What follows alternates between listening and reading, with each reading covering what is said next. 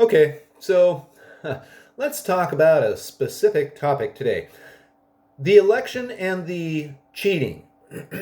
more, more to the point, the specific individuals that conducted the various methods of cheating in this election, because everybody knows you did, right? Now, call me crazy. Oh, sorry about that. Call me crazy, but it just appears to me that 100% of the cheating occurred all on the left. Maybe I'm just a conspiracy theorist. Sorry, YouTube, but I just had to make this. So, Rudy Giuliani and Sidney Powell are running two different types of legal pursuits, is what I suspect, okay? Now, I don't know the details. I've only heard what you've all heard, and maybe I've heard more than you, maybe I've heard less than you. So, anybody that has greater knowledge of this, please feel free to educate me. Um, but from what I can tell, and from what it looks like to me, the Giuliani team, Trump's lawyers team, I should say, is going after prosecuting different types and methods of election fraud that occurred in these districts, counties, and states.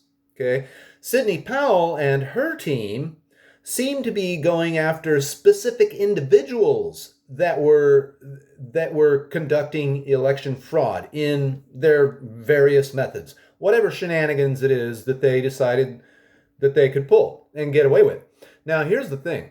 The left has been so spoiled. These individuals, and I'm talking like, middle-aged, childless cat ladies that do this sort of thing, maybe for a living or just as a side job. But I'm talking about your typical frothing at the mouth, reeing, screaming liberal, the kind that, screamed at the sky when Trump got elected. Yeah, that type. As well as the soy boy Antifa types, the BLM types that like to think they can fight, but they actually can't. I do another video on that, friend of violence. But be that as it may, these people have had no consequences for their actions for the last 3 years, 3.5 years. Remember Seattle? Remember the Chaz zone or Chop zone or whatever it was? Even Portland? Now, you see these people getting picked up for various activities such as looting, robbing people, setting dumpsters on fire, smashing windows, setting cop cars on fire, assaulting people, all kinds of criminality, blocking traffic, etc., even killing people. And you see these people getting picked up and then immediately released because that town's or that city's mayor has decided that these are peaceful protesters and they don't want to overwhelm the courts or whatever excuses these liberal, lefty, loony activist judges can come up with. So you on the left, who I'm talking about, you specific individuals who woke up November 3rd and decided you were going to go ahead and commit election fraud in whatever manner of shenanigans you decided to pull it off or been instructed to pull off, okay, or threatened or intimidated into doing. If you were one of those that were threatened or intimidated into doing something illegal, well, this is not so much for you. You shouldn't have done it, but hey, I get that. This is for the people that did the intimidating and did the cheating willfully and intentionally and knowingly. Okay, so Sidney Powell, she's coming after you. I don't know what to say. And here's the thing. The place you're going to be going is nasty and very hygienically clean.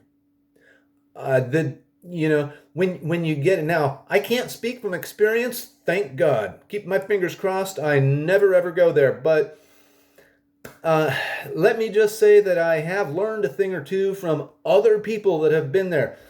When you go there, and I'm talking prison, not just county lockup, not just jail, but actual state or federal penitentiary prison. One of the things that they do to you when you get there initially is strip you of every stitch of clothing, every possession you have on your person, and they hose you down. It's not a gentle shower.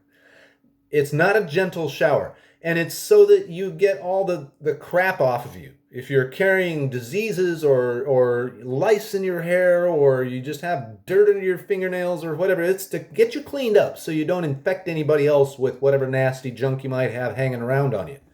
Which is understandable, right? But it's not a pleasant shower. And then they powder you down. So then they hand you an orange jumpsuit, beautiful shade of orange, by the way. And then they walk you through general population, and everybody looks at you and sizes you up. And I hear from people that have experienced that it is one of the most terrifying experiences they've ever had in their lives. So that's what you have to look forward to when Sidney Powell comes after you, as she is going to do. So it doesn't seem that she is stoppable at this point. It seems like she's a freight train. She's unleashing the Kraken. So when you get in there, here's the thing. You're going to be in there with actual criminals, like yourself, but not like yourself.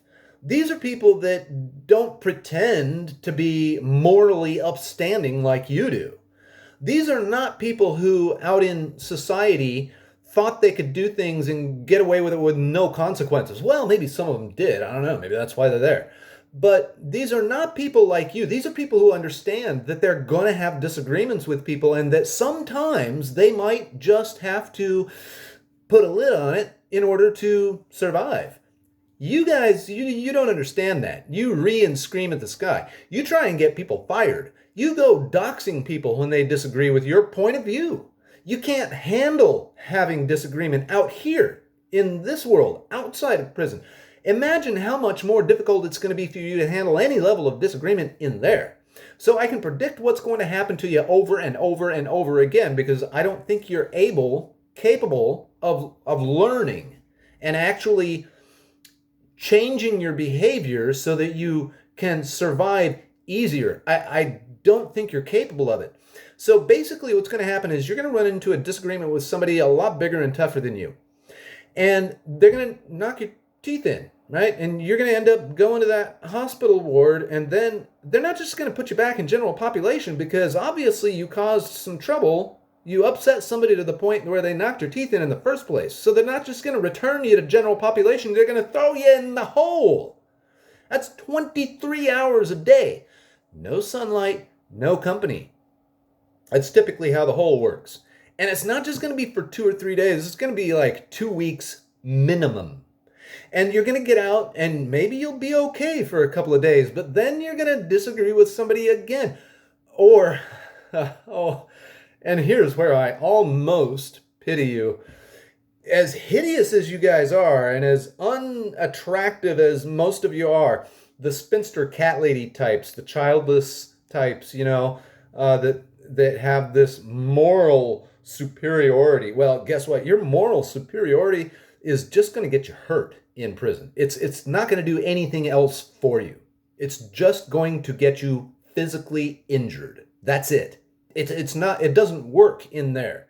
It might work out here, but in there, I guarantee you, anybody detects an inkling of moral superiority coming off of you, if they smell it on you, the favors that you're going to have to do. Now, out here, nobody finds you sexually attractive, but in there, you're fresh meat, no matter how fugly you might be.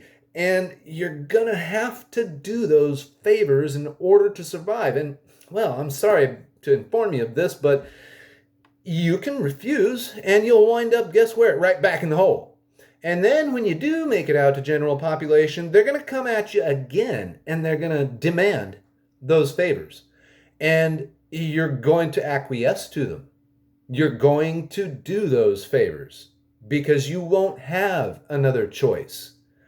It's going to be painful. So I just wanted to give you a heads up, and some people might be thinking, good grief, don't give them warning of what to expect, but I must admit, I do take some mischievous delight in informing you lefty, prison-bound retards who thought you could get away with cheating in this election, and just let you know what you're in for. You're going to be hungry. You're going to be controlled 24/7. 24/7. Life is going to be miserable There are no cocktail parties. There are no book clubs. There is no slam poetry. You're not going to do arts and crafts. You're probably, if you're lucky, you might get to work. And it's probably going to be in a kitchen.